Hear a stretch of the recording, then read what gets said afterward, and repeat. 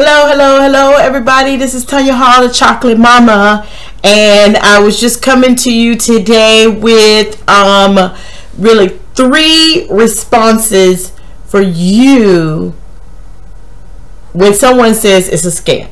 Okay, 3 responses for you, not for necessarily the prospect, but for you, not what to come back to say. But this is going to be a really fun one for me today. I'm really excited to be able to share this with you, how you should respond to it's a scam. Okay, be right back.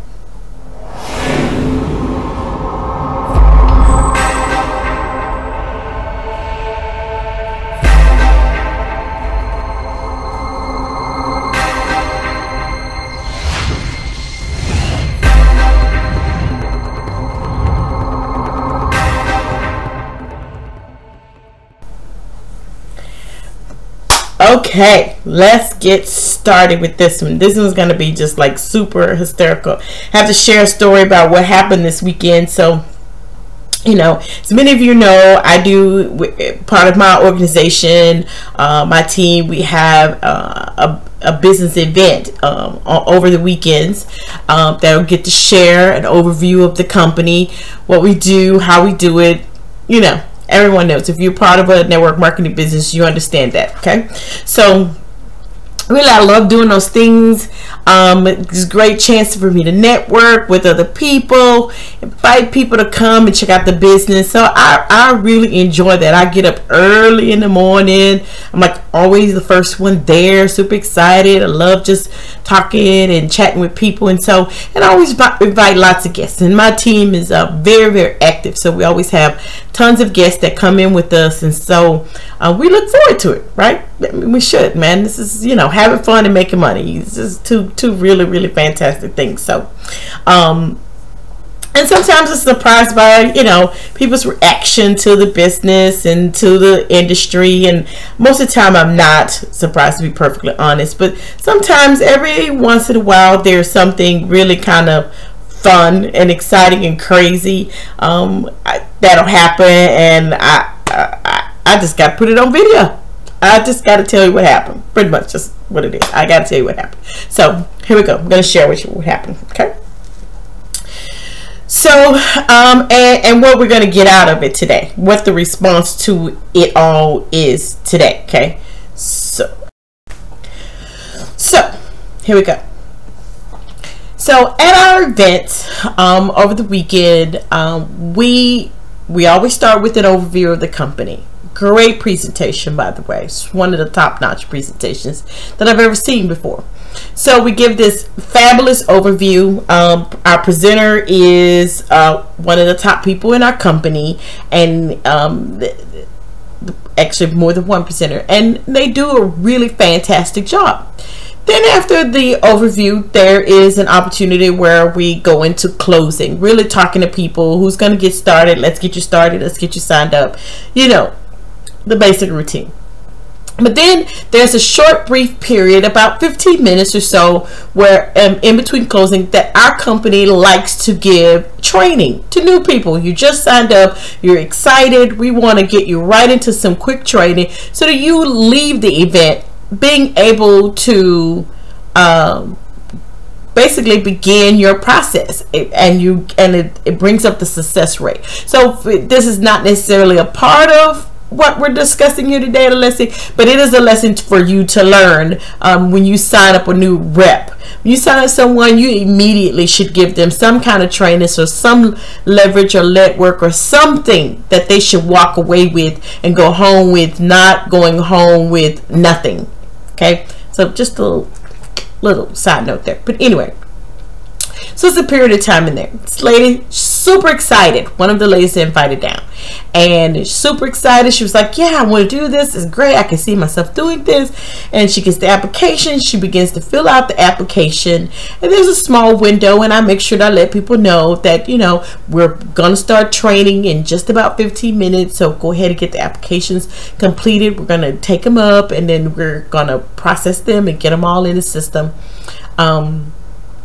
And get your number, all this other great stuff. But if you need to grab some water or bathroom break, this is the moment, the time to do it before we begin the training portion, right? So she's like, great, okay, I'm gonna run to the bathroom real quick. I'll be back. Well, the training begins and she never returned. Okay, and so here's where my lesson comes in today for this portion. So here are the 3 responses that I want you to take away from. Okay, closing is not the time for teaching. Why am I saying that? Closing is not the time for teaching. The reason why this lady did not come back, and I'm gonna grab my phone so I can share her exact message, because I find it absolutely hysterical. She says to me, so after a few minutes that I did not see her return, I simply sent her a quick text to say, hey, we're about to begin, don't want you to miss anything, because it's really great information that they give. So hustle back in here from the bathroom. Okay, so she sent me back a response, says, no thank you, Tonya, I'm not interested in marketing scams. Woohoo. Please do not contact me any further, thank you. Okay, and so reason why I'm saying closing is not the time for teaching is that when you're closing someone, what happens is when people go into the it's a scam thing, we immediately want to come back at them or go back at them again with trying to teach them about how this industry is not about scam or the traditional thing. Is it a scam? What's the scam? That kind of closing thing. And it's not the time to start beginning to try to teach them all about what's a scam and your job is a scam. I get that. I see that a lot. I see people closing with that. Your job is a scam and you're the top and can you make more than your boss? Can you make more than your boss's boss? And we go into that. And it's not really the time.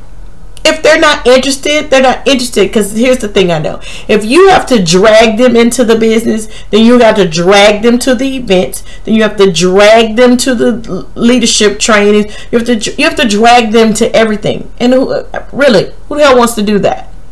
Like, we're here to make money. So if you're dragging them to begin with, and you're having to educate them and train them and teach them during the closing part, if they're not excited about the opportunity from the beginning, then you don't need to have them in your team. You need to thank them and get their information and spend some time really training them on the industry, educate them, and see where they are in 3 months, 6 months, but not when you're trying to get them there. Not that day.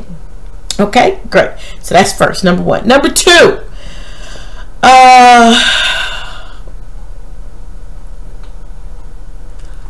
posture.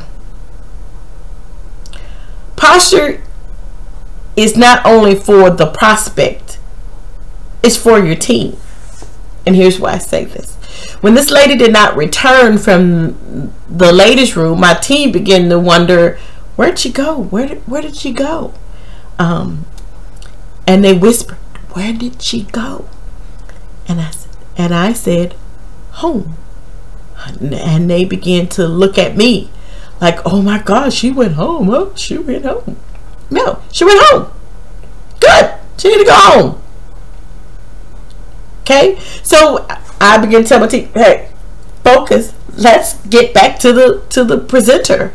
The presenter up there is giving us $1 million information. Let's stay focused. Let's pay attention to what we're supposed to be doing here, and let's work, with the group that's here, the new reps that are here. But here's where a lot of prospects or a lot of the team members go wrong, is that when someone doesn't go, we're mad, we're upset. What are you mad about? They don't get it. It's not their time. It's timing, not talent. Wait for the time. Wait for another time. Keep your posture in front of your team, so that your team, if their team see you're looking sad and pathetic, then they'll be sad and pathetic every time someone doesn't join the team. So you need to keep your posture, keep your team focused on what is important. Okay, great. Next thing, number 3. Okay, play the game with the team that came to win. Play the game with the team that came to win. See, there were many of the guests that was there that day, and the team could have totally lost focus and could have been concentrated and thinking on this one lady who walked out, not the other many people who signed up that day and got started that day. They came to win. Those particular people came to change their lives. They came to get financial freedom. So we should keep our focus on the people who came to do better, to get better. They want more out of their lives. People who are daring to imagine that they could have a different life for themselves. So, you know, all in all, and I want to share with you, just my response back to her, and I'm going to leave out her name in this information, just so you know that this is posture, and not getting mad at a prospect even when they say it's a scam. Okay, it's fine, it's great, it's a scam. This is not the time for you. I need to educate you. Maybe I need to put you on a list that sends you information so that I can get you to education, so that maybe in 6 months when you're still out trying to find a job, or you get fired from the same industry over and over and over again, that you might be ready in 6 months, 9 months, a year. Okay, so this is the basic response back to her. I said, no problem, her name. Thank you so much for coming out. I understand that my business is not for everyone. I just wanted to give you the opportunity. But I hope we could share a bottle of wine sometimes. You take care. God bless. That's it. That was how I ended it. Because I never know when she might be ready.